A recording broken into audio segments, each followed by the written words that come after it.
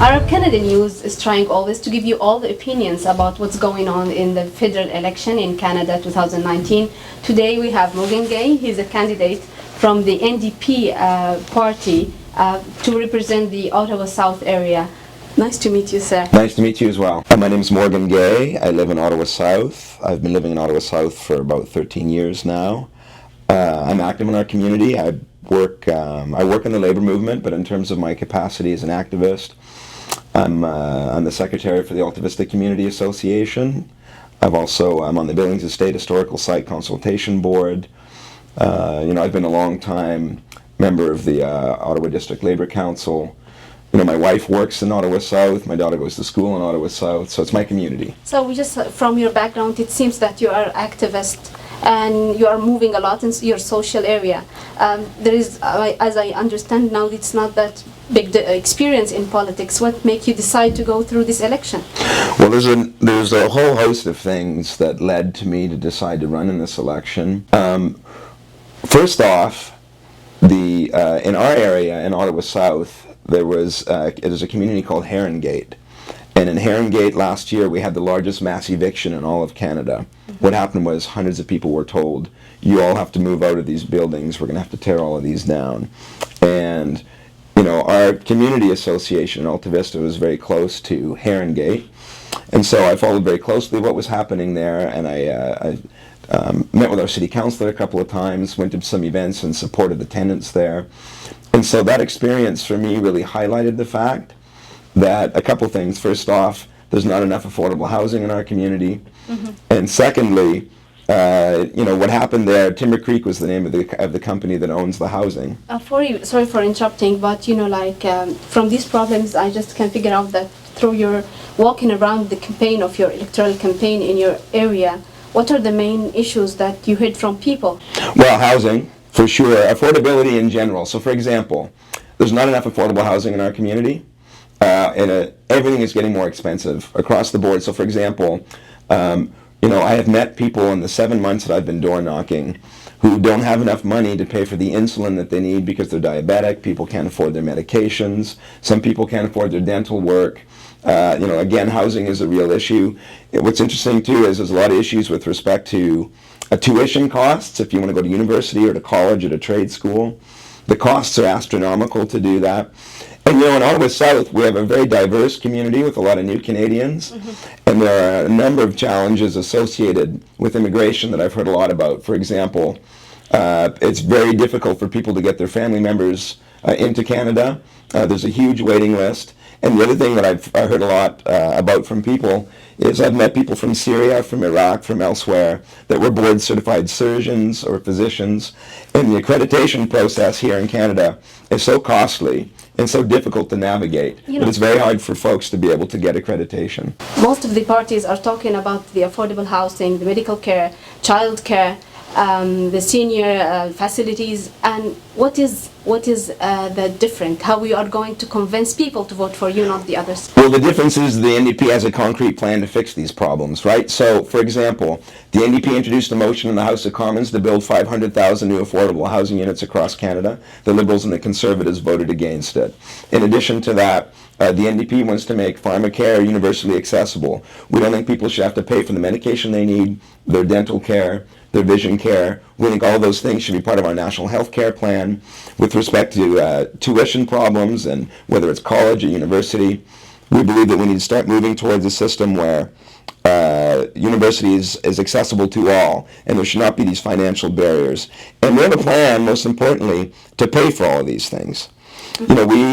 So a couple things. First off, right now, there's $26 billion in unpaid taxes in offshore accounts. I pay my taxes. Most folks in our community, in fact, all of the people I talk to pay their taxes.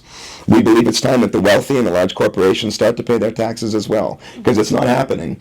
In addition to that, for those people who are worth $20 million or more, those people would have to pay 1% wealth tax under an NDP government, which will bring in $70 billion a year. And so, over the course of 10 years.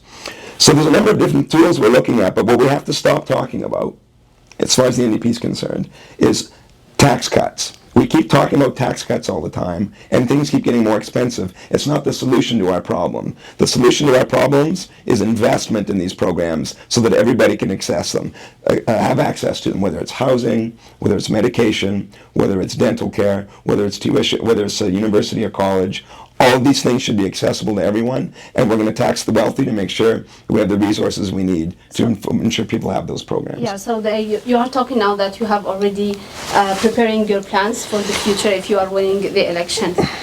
Do you think that the current situation in the campaign, the electoral campaign, like yesterday we have heard Trudeau talking about that there are deepest pockets are paying to change the path of the election, and he described it as the dirtiest and the nastiest moving or touched in the campaign. How do you think that? Is it really going on in this way? Look, my only focus has been Ottawa South. So I understand that Mr. Trudeau and Cheer and our leader Jagmeet Singh are zigzagging the country. There's this whole air war going on in terms of the media, in terms of advertising. I mean, I follow some of that, but I spend almost all my time talking to people in our community in Ottawa South. That's been my only focus. And generally speaking, between myself and my opponents in Ottawa South, it's been fairly cordial. We got 4 days left, so we'll see what happens. But up until now, it's been pretty cordial. And my focus has been exclusively on the issues that are not getting addressed in our community. And as for Mr. Trudeau's comments and the Liberals, here's the problem. In Ottawa South, we keep electing Liberals, and things keep getting worse, year after year. And so what's exciting about this campaign for us is the NDP in the last provincial election won over 27% of the vote. So what that means is the NDP is now a real player in Ottawa South, and this election doesn't just have to be about how we have to vote Liberal because we're afraid of the Conservatives. It means we can have a real discussion about moving forward and addressing the problems in our community finally. You are talking now about there are main problems avec the way that the Liberals are dealing with things and how they're trying to solve or change the situation in Canada before in the previous 4 years. But we know that the leader of the NDP have tried or he talked frankly that it could be ways that we can cooperate with the Liberal Party so that we can prevent or delay the winning of the Conservative Party. How do you put these lines together in parallel when you are talking now that there are problems with the Liberal Party and the leader of your party are talking that we are ready to cooperate with them? Well, here's the thing. There's not really a national election in Canada. There's 338 elections that happen. Every riding is specific. And so my only focus is for us to get elected in Ottawa South.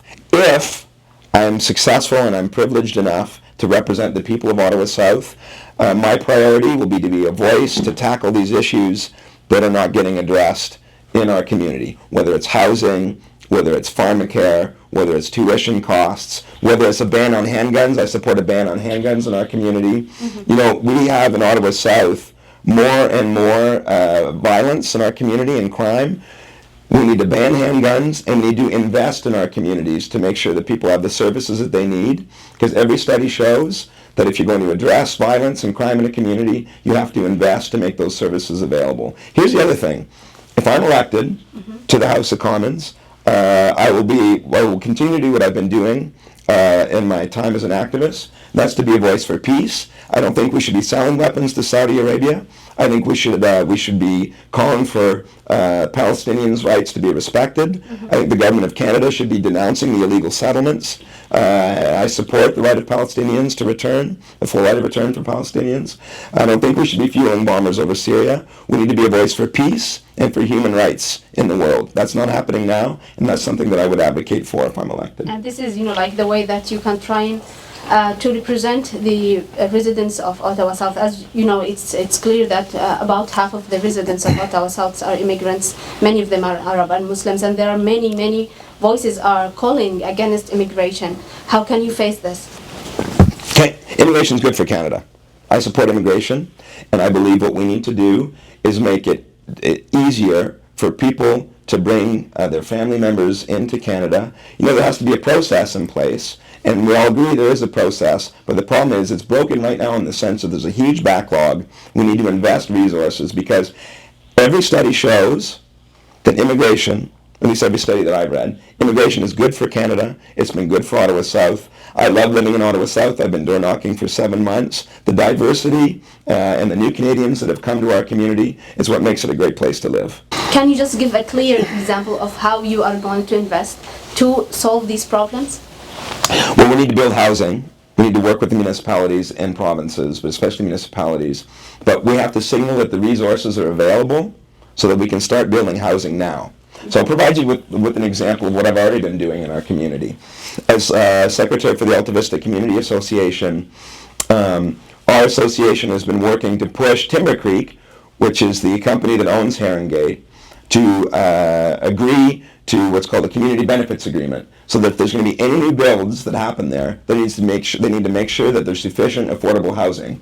So what we need is leadership and we need investment. And so what I would do in terms of investment is say, we have funds available, that's the NDP plan, for housing to get built in our community. So let's make it happen. Because one of the holdups that we find over and over again is we have the Liberals and the Conservatives saying, well, we don't have enough money for these things. You know, the Liberals have been saying we don't have enough money for pharmacare. I don't believe that. We have the money for that. We can collect the money that is owed us by large corporations and the wealthy so that people can get the basic services they need in our community. Can you imagine that it could be like if you are talking about that the money is not the problem and there is money, do you imagine that you're going to face different problems or obstacles to achieve your goals? Absolutely. It's not going to be easy, right? But, you know, if you look back over the history of this country, so many of the great things that we've achieved, whether it's the Canada Health Act, the Canada Pension Plan, whether it's, you know, a whole host of things that we've achieved over the years, it's happened because the NDP has pushed for those things to happen in Parliament, have championed those things. And those were difficult battles to win. The Liberals only agreed to those things because they needed the NDP to govern. We may find ourselves in that situation again, and I hope to be a voice in Parliament on behalf of my constituents in Ottawa South for us to actually get the real everyday issues that people face addressed finally in the House of Commons. Okay, if we are talking about some previous interviews that you have done, they were talking about the Phoenix paying system and the crisis that it's going on, this issue, and you have said that Liberal Party is not dealing or treating this crisis as what it really is. How you are going to treat it? Well, for starters, we need to hire staff to deal with the backlog. You know, I work for a union that represents federal workers, and so I've seen pretty close up what's been happening with respect to the Phoenix problems.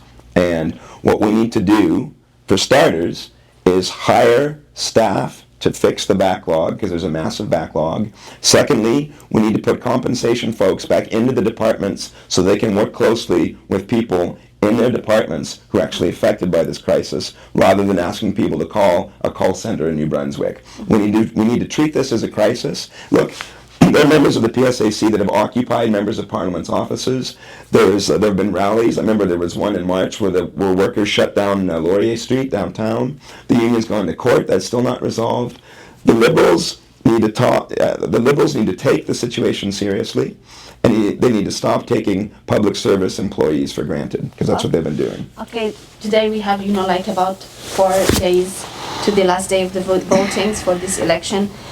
Who do you think who's gonna take the representing of Ottawa South? Well, I hope it's me. That's why I'm running. So what is the message that do you want to deliver to all Canadians in these days? Well, here's the message I have to deliver, at least to the people of Ottawa South.